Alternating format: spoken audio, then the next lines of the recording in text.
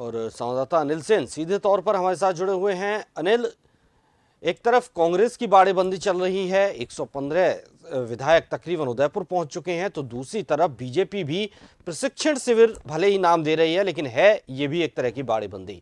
अब सवाल ये उठता है कि संख्या बल किसका हो पाएगा, वो जादुई आंकड़ा कौन सी पार्टी छू पाएगी?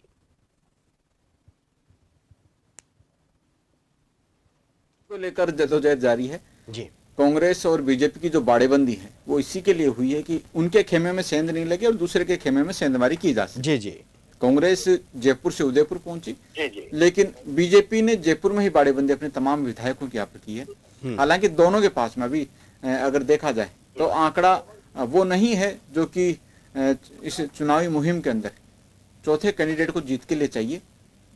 कांग्रेस के 2 क्लियर हैं, बीजेपी का 1 उम्मीदवार क्लियर है, लेकिन 1 उम्मीदवार और चुनाव मैदान में होने के चलते अभी पसोपेश की स्थिति बनी हुई है।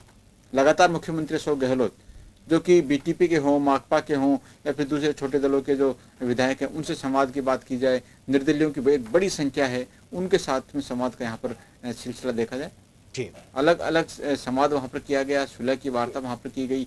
और हम देख भी रहे हैं कि जब से बाड़ेबंदी शुरू हुई है, पहले बसपा से कांग्रेस में आए तमाम जो विधायक हैं उनको बाड़ेबंदी तक पहुंचाया गया, वार्ता वहां पर की गई और जो मांगे थी उनके ऊपर कहीं ना कहीं सकारात्मक रूप दिखाया गया। और उसके बाद में बीटीपी और माकपा के जो विधायक हैं उनके साथ में वार्ता हुई है और वार्ता के बाद में यही उम्मीद जताई जा रही है कि शायद अब कांग्रेस के खेमे में वो जो विधायक हैं वो वहां पर पहुंच जाएंगे। तो ऐसे में आंकड़ा जो यहाँ पर बताया जा रहा है और जो दावा कांग्रेस की ओर से किया जा रहा है कि 126 जो विधायक हैं वो उनके पास में होंगे, यानी तीनों जो राज्यसभा के सदस्य हैं कांग्रेस के, जीत के लिए टोटल 123 चाहिए। लेकिन अगर देखा जाए ये जो आंकड़ा जादू यहाँ पर है 126 का, अगर ये होता है तो जीत के प्रति कहने के आश्वस्त कांग्रेस यहाँ पर होगी। लेकिन फिर भी चुनावी मुहिम में जब तक वोट कास्ट नहीं हो जाता, काउंटिंग नहीं हो जाती, तब तक कुछ भी कह पाना आसान नहीं होगा और बहुत जल्दबाजी भी हो सकता है। क्योंकि जिस तरह की गोटियां बैठाई गई हैं,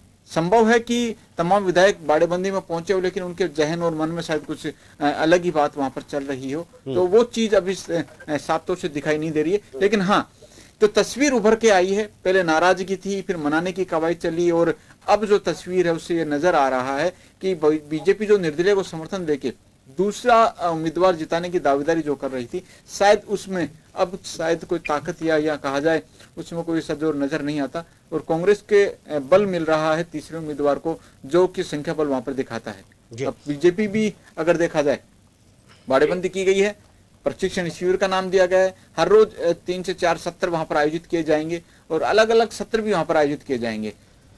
चुनाव प्रभारी नरेंद्र तोमर की बात की जाए और संगठन के जो प्रभारी हैं अरुण सिंह, वो जयपुर पहुंचेंगे। हालांकि पहले उनका आज आने का कार्यक्रम था, लेकिन संभव है कि इस कार्यक्रम में कुछ बदलाव यहां पर हो। सूत्रों का कहना है कि संभव है कि अगर आज कार्यक्रम में बदलाव होता है तो शायद वो कल जयपुर पहुंचेंगे और कल जो सत्र आयोजित होंगे, जिसमें मिशन 2023 का भी एक सत्र है, किस तरह से संगठन को बूथ लेवल पर मजबूत किया जा सकता है, कार्यकर्ता किस तरह से इस मुहिम में जुटे, और फिर आखिरी एक रणनीति भी बनाई जाएगी राज्यसभा चुनाव को लेकर कि जिसमें अगर आखिरी कोई वार बीजेपी के पास में है तो वो भी कहीं ना कहीं वार करना चाहेगी बीजेपी, और रणनीति के तहत दूसरा उम्मीदवार कैसे जीता जा सकता है जो कि निर्दलीय है, जिसको भारतीय जनता पार्टी ने समर्थन दिया है, उसके ऊपर भी एक अंतिम चर्चा पार्टी के वरिष्ठ नेताओं के साथ में होगी। और फिर 10 जून को चुनावी मुहिम में मतगणना और मतदान दोनों है। तो ऐसे में 9 तारीख का पहले कहीं ना कहीं पार्टी रणनीति बनाकर इस चुनाव मैदान में जाएगी। जी बिल्कुल, जैसे कि आपने कहा कि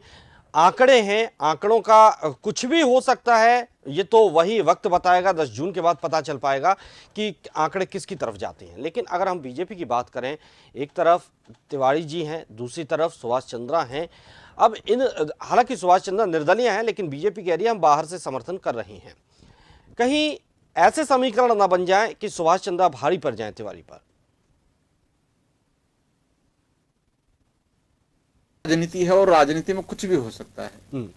ये एक चर्चा कई बार सियासत में देखने को भी मिली है कि घनश्याम तिवारी को इतनी इजी गोइंग तमाम नेताओं की स्वीकार्यता वहां पर हो जाना, क्योंकि हमने देखा था घनश्याम तिवारी ने पूर्व मुख्यमंत्री वसुंधरा राजे का पुरजोर विरोध भी किया था जी। और उसके बाद में जब टिकट मिलती है तो वसुंधरा राजे के साथ में घनश्याम तिवारी हाथ मिलाए खड़े हुए होते हैं। हालांकि हो सकता है नाराजगी दूर हो जाए, राजनीति में सिलसिला चलता रहता है, जब तक दूसरे दल में रहते हैं और जिस दल में हैं सामने वाले दल का विरोध कहीं ना कहीं होता है, बयानबाजी में भी उसके खिलाफ कहीं ना कहीं आवाज बुलंद होती है। लेकिन अगर पार्टी बदलती है तो पार्टी बदलने के साथ में नेताओं के सुर भी बदल जाते हैं। तो ऐसा अक्सर सियासत में देखने को मिलता है, जिसमें मन बदलना और मत बदलना ज्यादा समय नहीं लगता है। और यही वजह है कि राज्यसभा चुनाव के इस गणित के अंदर कुछ भी संभव है। कई बार चर्चाओं का विषय ये भी आता है कि घनश्याम तिवारी को पार्टी ने वरीयता के तौर पर 1 नंबर पर उतारा है, लेकिन ऐसे समीकरण नहीं बन जाए जैसा कि आप भी बता रहे हो कि घनश्याम तिवारी को शायद देखना पड़ जाए और सुभाष चंद्रा आगे लीड कर जाए। जी। लेकिन सब पार्टी ने अगर उम्मीदवार बनाया है तो ऐसा कम संभव नजर आता है। लेकिन फिर भी सियासत है, सियासत में कुछ भी संभव है। चलिए, बहुत बहुत शुक्रिया अनिल, आपका तमाम